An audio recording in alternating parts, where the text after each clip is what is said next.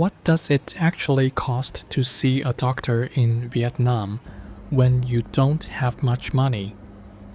Hi, I'm Kong, a 34-year-old living in Vietnam on a low-income budget. My lower back has been hurting for a few days now, near the hip. I decided it was time to find out what is going on inside. Let me show you what a medical visit looks like: the waiting, the results, and the real cost. The clinic I am going to is a public health center. In Vietnam, the medical system has 3 levels. The first level handles basic everyday health problems. The second level covers more serious cases at the city or provincial level. The third level is for complex specialized treatment at national hospitals. This clinic is level 1. Think of it as your first stop. If your condition is too serious for them to handle here, the doctor writes you a referral letter. That letter allows you to move up to a bigger hospital. Without it, you pay much more out of pocket. For simple problems like mine, this is where you start. I arrive in the afternoon. Most Vietnamese people come in the morning. Tests take time. You wait for results. Then you buy medicine. All of that can fill a whole day. But today, the clinic is quiet. Only a few patients, mostly older people. Near the entrance, there is a small machine. You press a button. It prints a small slip of paper with a number on it. That number is your place in line. No pushing. No standing in a long queue under the sun. You just take your number and sit down. When the staff calls your number, you walk up. I wait a few minutes.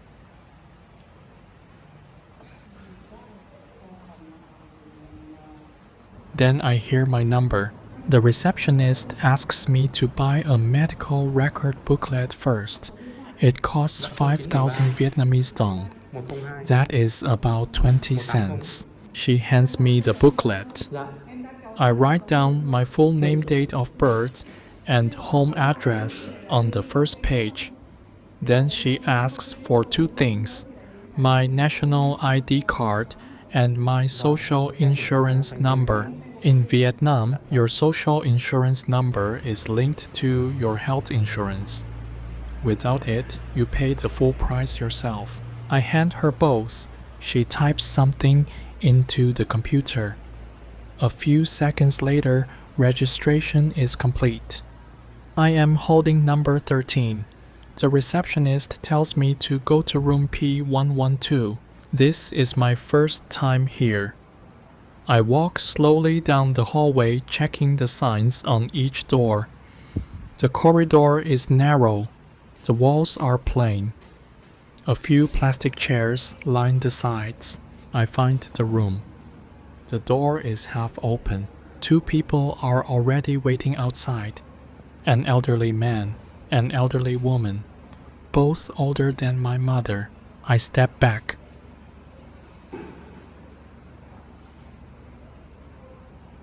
Inside the examination room, it is cool. The air conditioning is running. That alone makes the room feel different from the hallway outside. 1 doctor, 1 nurse assisting. The doctor looks up when I walk in. His manner is calm and direct. Not cold, just efficient, the way experienced people tend to be. He asks me where the pain is. How long? Is it sharp or dull? Does it come and go or stay constant? I pointed to my lower back near the left hip. I tell him it has been a few days. Dull most of the time. Worse when I sit for too long. He asks me to stand up. He looks at my lower back. Then he uses both hands to press gently along the spine, feeling for something I cannot see. He does not say much while he examines. Then he writes something in my booklet and hands it back to me. X-ray. He wants an X-ray of my lumbar spine, front view and side view. I take the booklet and walk out.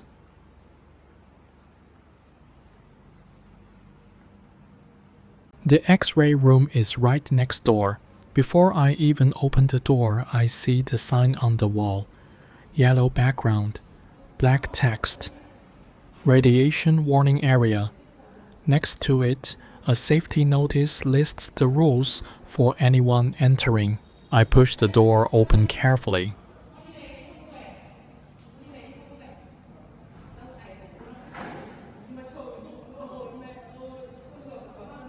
The room is larger than I expected, about 40 square meters. Most of it is empty floor space, and in the far corner standing out against the plain walls is the X-ray machine, white, tall, clean. One technician is working inside. He looks up and takes my booklet without a word, checks the doctor's instructions. Then he positions me in front of the machine.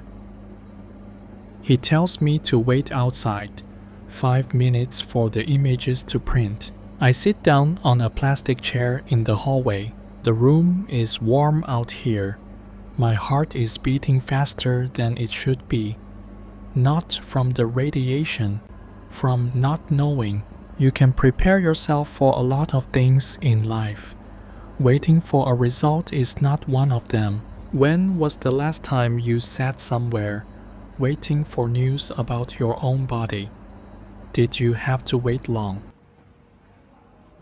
Less than 7 minutes later, he calls me back in. He hands me a large film sheet, dark background, white shapes, the outline of my spine. I hold it up and look. Honestly, it looks fine to me. Everything seems straight, symmetrical, neat. I almost laugh at myself for thinking that. I am not a doctor. I have no idea what I am looking at. Maybe it is just muscle fatigue, I tell myself. Maybe the doctor will say I am fine and send me home. Maybe the doctor holds the film up to the light. He studies it quietly for a long moment. I watch his face, looking for something, any sign. Then he sets it down and looks at me. He says I have mild degeneration of the L4 vertebra, one disc in my lower spine. Early stage, he says, not severe. He explains it carefully. This kind of condition does not go away completely, but it can be managed, controlled. The pain can get better with the right habits, calcium-rich food, light exercise, and correcting how I sit. I think about the years I spent on the factory floor, standing in the same position for 8-9 hours at a time, leaning forward over a production line, repeating the same movement hundreds of times a day. My spine remembers all of that, even when I have forgotten. He opens my booklet and writes it down. Toiwa Dotsong Elbong, degenerative disc L4. Then he writes a prescription. A few strips of paracetamol. Take it when the pain is too much to bear, he says. Not every day, only when you need it. I nod and close the booklet.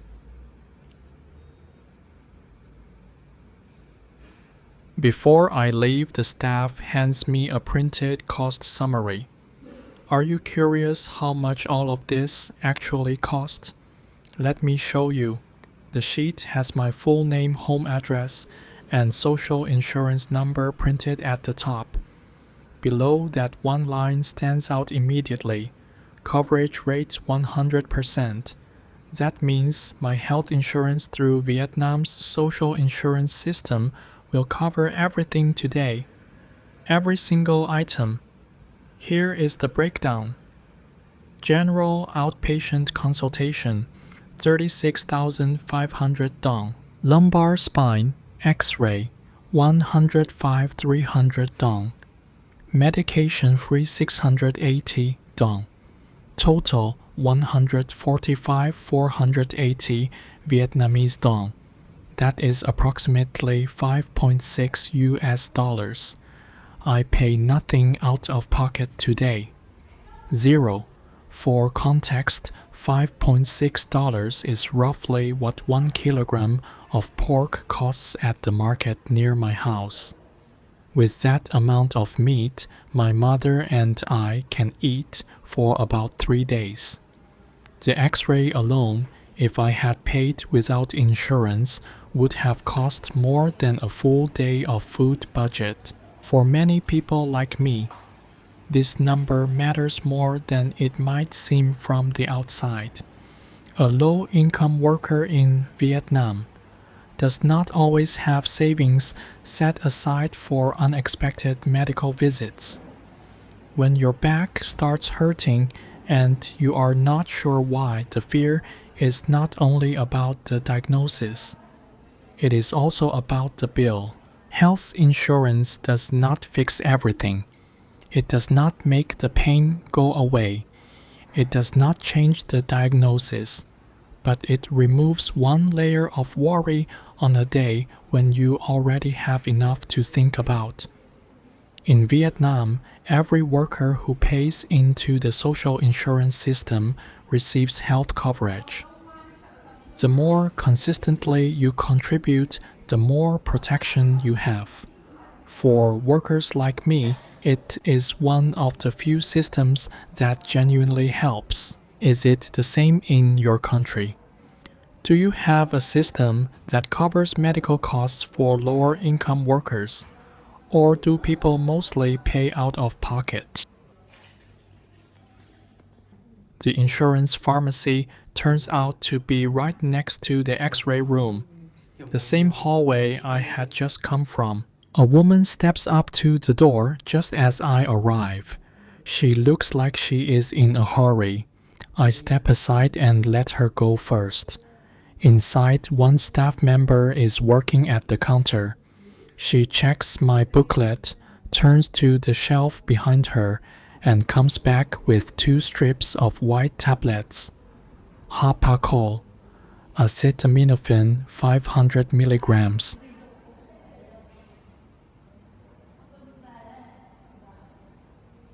Before I leave, let me explain how this system actually works. Vietnam's healthcare system has 2 sides: public hospitals run by the government, private hospitals and clinics run by businesses.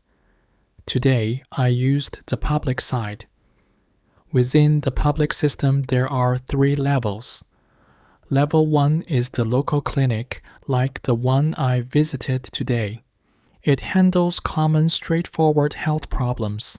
Level 2 is the city or provincial hospital. More equipment, more specialists. Level 3 is the national hospital. The most complex cases go here. Now about insurance.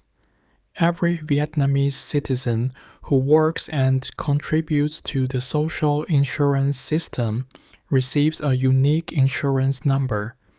Children under 6 years old receive free health coverage automatically. Above 6, you or your employer must pay into the system. You access your insurance through an app called VSSID. Inside the app, you can check your insurance number, your registered clinic, your contribution history, and handle some basic administrative tasks.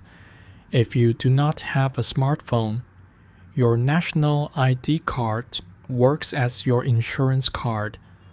The number is linked directly. The key rule is this: you must visit your registered clinic first.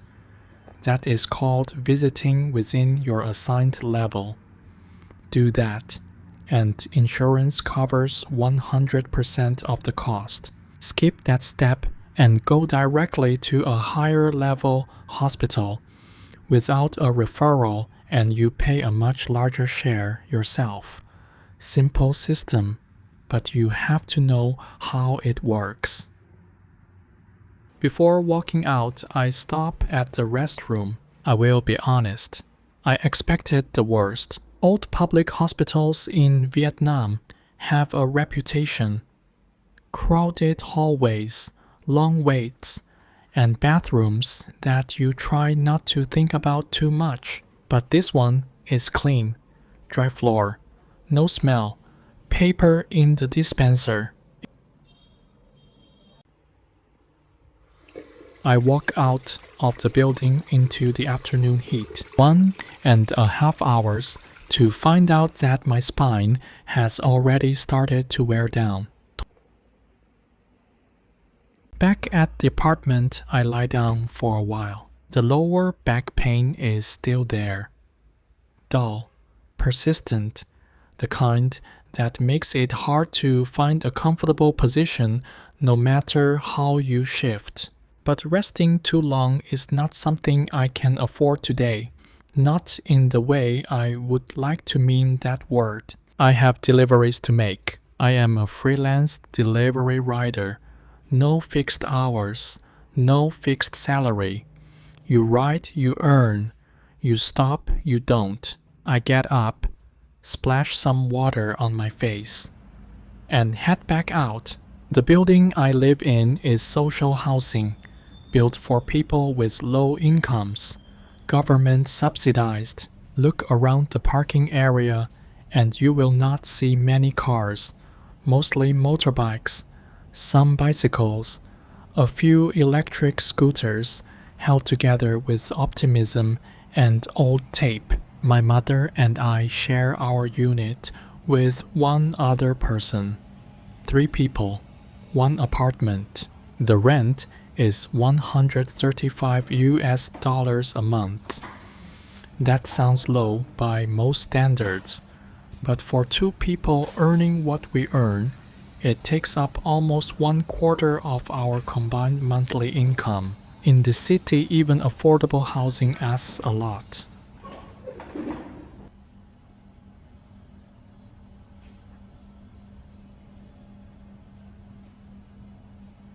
This is my motorbike, a Honda Wave Alpha. Among Honda's lineup in Vietnam, this is the most affordable model. A brand new one costs around $800. That number was out of reach for me, so I bought this one second-hand from someone I knew. $400. I saved for 3 months to put that together. There is one problem though. The battery is dead, has been for a while, which means the electric starter does nothing when I press it. Every morning, every afternoon, every time I need to go somewhere, I kick-start it manually. 1 foot on the lever, push down, sometimes twice. It is not convenient. I will not pretend otherwise, but it works. 3 seconds and the engine comes alive. For now, that is enough. 2 orders come in from a shop I work with regularly. I strap the packages to the back of the bike, kick-start the engine, and pull out into the afternoon traffic.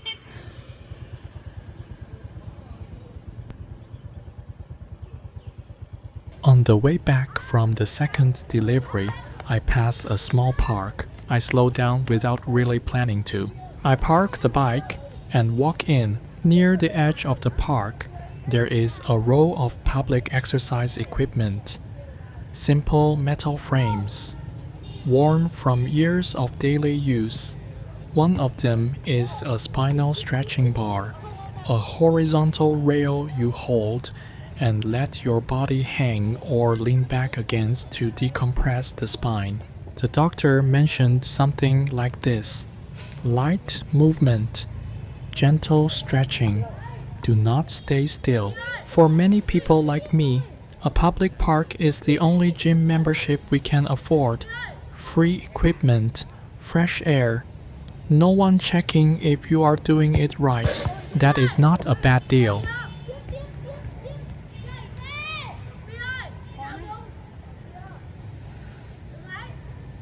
Near the far end of the park, a group of boys is kicking a ball around. No proper goal, no referee. Just a ball, some open space, and a lot of noise. I watch them for a moment. One day, if I have a son, I want to bring him somewhere like this. Kick a ball with him in the late afternoon. Nothing planned, nothing expensive, just that. The body sends warnings before it gives up. Today, mine sent one. I am listening now. How about you? How is your health? When was the last time you visited a doctor, and how much did it cost you? Let me know in the comments.